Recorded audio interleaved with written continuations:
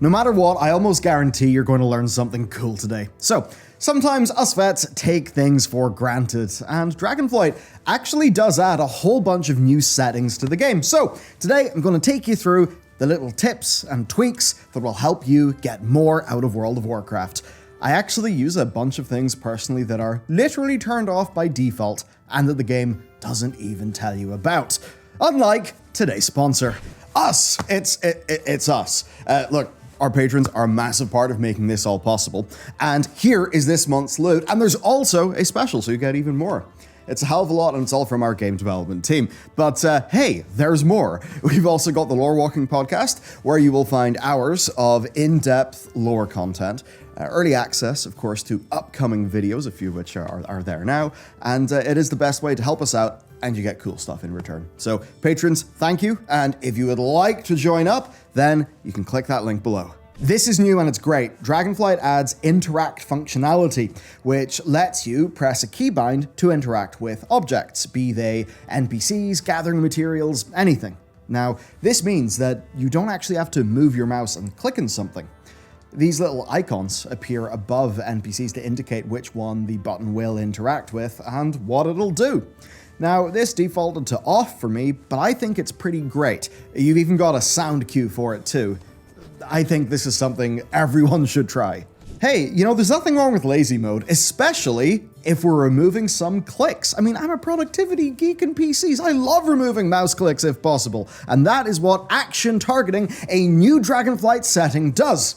Enable it, and you won't have to target enemies anymore. Your character will automatically attack what is in front of you, and with it having a slight highlight, you always know what you will automatically target. Honestly, I think this kind of makes the game just feel more responsive and fun. Now, there are cases where it won't be perfect, like say Mythic Plus with a whole bunch of targets and you've got one for a priority interrupt. Yeah, it's probably easier to click in their nameplate. But hey, if you are the sort of person who gets overwhelmed and maybe targets the wrong thing quite a lot of the time, at least this would help you not violate the classic ABC rule of always be casting. Anyway, action targeting, good smashy fun, give it a shot. Similar to action targeting is scan targeting. This is a little known feature that was added in Legion, and essentially, if you hold down the scan targeting key, whatever you bind it to, and you move your camera, you will see a little highlight preview of targets. And then when you release the key, it will target that highlighted target. So it's almost like a manual version of the action targeting. Now, to be honest with you, I don't really use this personally, but if you were to tap its keybind, it would make your character target whatever they are looking at, like in a straight line in front of them, or at least what your camera's looking at. And that might actually be quite useful. So maybe worth considering. Combined bags is a new setting that did not default to being turned on for me. Use this and all your bags will be displayed as one. I think it looks far more clean personally. Now, you can also assign types of loot to certain bags. You can ignore some bags from the auto cleanup thingy. Some people will still want to use the add-on Bag On because it does have more features, but I think for many people, this new option will do the job. Next, auto loot, but stick with me a second. Most of us have been enabling this for years, yes, but I just want to note that this works with the interact key. So that means if you defeat a whole bunch of mobs, they're all lying down in front of you. If your interact key was F, you just walk up to them, tap F, and you'll auto loot them. Combine this with the fast loot option in the excellent Leatrix Plus add-on, and honestly, looting will never have felt better in World of Warcraft. Right, so I cover this a lot more in my UI guide, but for TLDR, World of Warcraft now supports 8 action bars by default, up from 5, and bars 2 through 8 have custom visibility options. And also, be sure to enable show numbers for cooldowns. So yeah, that's basically it for action bars. Kinda wish there was a bit more, hopefully there will be. This can be an absolutely killer feature. So sometimes, especially in a larger raid where you're all stacked up, it can be a bit hard to even see your own character, right? You can kind of get lost. And a little used feature that is great here is called Self-Raid Highlight. This lets you display a circle, an outline, or both around your character. Now, these take priority in the game's draw order, so that basically means you will see them through other game world objects. This is pretty awesome for always being able to see your character. You can do similar for targets as well if you want just a little bit more visual reinforcement. Maybe it's also handy for frantic PvP or Mythic Plus situations. And on a quick note, if you sometimes find yourself losing your mouse cursor, you can actually make them bigger now in Dragonflight, so there's that. Next, a newish feature that probably wasn't in the game when you last played. Click casting. This lets you bind spellcasts to your mouse buttons rather than hotkeys. It's something most often used by healers who would often, they'd install an add-on called Click for this. For an example, if I left-click a unit frame, I'll cast Renew on it. But if I middle-click, I'll do Power Word Shield. Blizzard's implementation is limited to mouse keys only though, so many people will still want to use the add-on Click, but still, this one actually does do the job for me. Another newish feature, Mouseover Casting. I love this. So, look, previously people used to make macros that had the @mouseover parameter, and while the macro method is still more powerful, we do have this as a more default option now. Turning this on will make it so that spells will, if you mouse over a target, cast on that target, even if you have not targeted them. So let's just say there's an enemy over there. If you just move your mouse on them and hit a keybind, you'll attack that without you having to actually left click or tab to target that enemy. And this also works for unit frames too. Honestly, this just feels pretty damn good. It feels quite responsive. You maybe won't want it all the time, and if that is the case, you can have it work only if you're holding down a modifier key. There's actually a bunch of other casting settings, so let's go through them. Focus casting is simple enough. If you hold a modifier key, your spell will go to your focus target. This could maybe be useful in like maintaining a 2-target dot or something, maybe quickly throwing a heal to a tank. I don't use it though.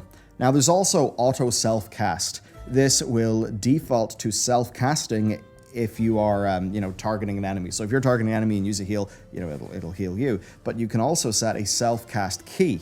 And I actually found that was useful when I was playing the new Drakthir Evoker, because Living Flame is both a healing and damaging spell. So if I'm if I'm targeting an enemy and I hit Living Flame, it's going to default to hit the enemy and do some damage. So if I wanted to heal myself, I just hold down the self-cast modifier, which is Alt, and then my Living Flame will heal me instead. Finally then, we've got press and hold casting. This is a nice RSI busting feature that basically will continually cast the spell while you're holding its key down. And this is surprisingly useful.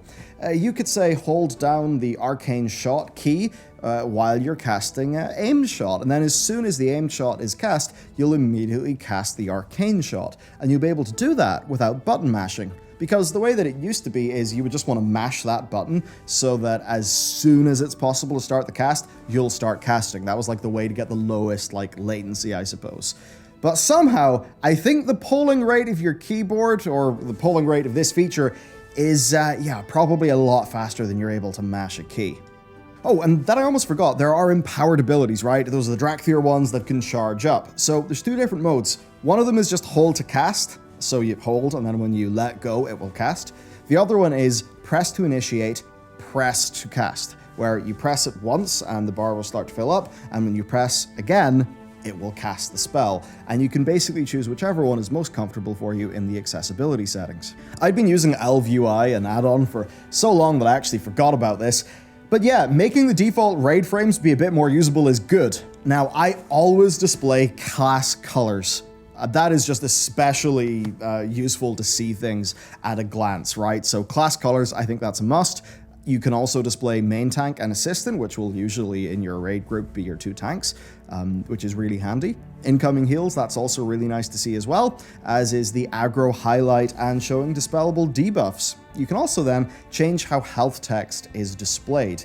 These are really, really handy. And then if you open edit mode and you select party frames, and then you click the option to show your party frames in the style of raid frames, then those party frames will inherit all the settings I just talked about, and they'll also be nice and compact.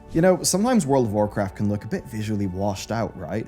Now this could be the way the game's shipping, it could be your monitor, who knows. But you can tweak the gamma, brightness, and contrast settings, but alternatively, if you've got an NVIDIA graphics card, you can use their game filters for more fine control of the color settings.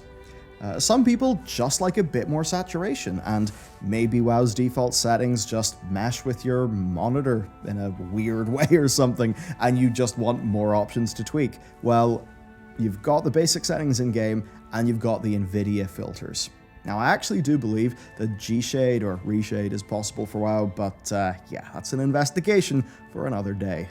This is an odd one to talk about. So they added the personal resource display in Legion, but then they basically abandoned any future development for it. Now, on the one hand, it is visually quite cool, the way that it follows your character, right? It always kind of keeps your eye, well, right underneath your character, which is a pretty vital place to see for gameplay info. I mean, most good weak auras are sort of in that location. It also helps you track some of your cooldowns, so it does have these nice bits of functionality, but it's not quite finished. And you can't place the thing statically, meaning that unless your bars are at the very bottom of your screen, depending the way you move your camera, the personal resource display may slide under your action bars such as you can't see it. It's a bit silly. Now that said, people with a fully stock UI who are not planning on doing hardcore things, for them, I think this is actually, yeah, pretty great option.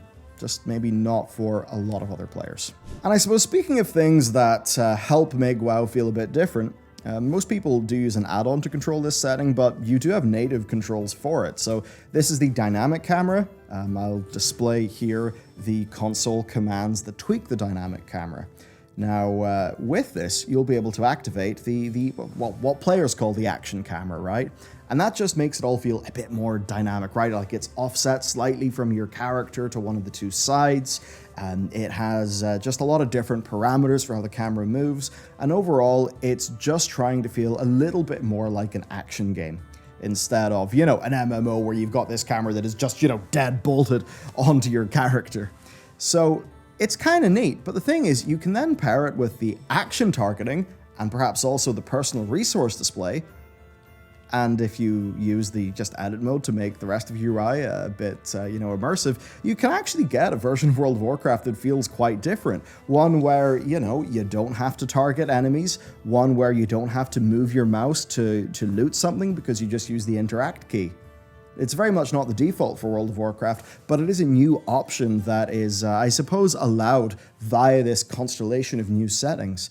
It's maybe not ideal for raiding or anything like that, but I think it's great for immersion and, well, enjoying the big, beautiful world of Dragonflight. And it just does show us how powerful a few UX tweaks can be. And then for some miscellaneous things, you can block trade, guild, and chat channel invites. That is a very useful thing because newer players always get spammed with those. And I would also recommend that you leave the trade services chat channel because that's just a goal boosting channel. That's what it is, and I think for most people that ends up being a bit of annoying clutter. Okay, there you have it. That is a lot of the settings and things that I think you should take a look at and tweak. Maybe you won't use all of these. Oh yeah, there is the legendary one of have projected textures turned on. There used to be instances where if that was not turned on, you like literally couldn't see raid mechanics. Kind of daft, so ensure projected textures is on. But anyway, this is essentially just a bunch of nice little tweaks to the stock game because turns out there are plenty of features in the game that just a lot of people wouldn't really know about unless they went poking through and started testing things. So I figured if I've already done the testing, I may as well give you the lowdown and everything. So let me know if there's something that I've missed, if there's any handy little tweak that you really find to be central for your gameplay. But otherwise, I really hope you found today's video just to be nice and useful for you. Anyway, have a great time. Thank you for watching, and I'll see you next time.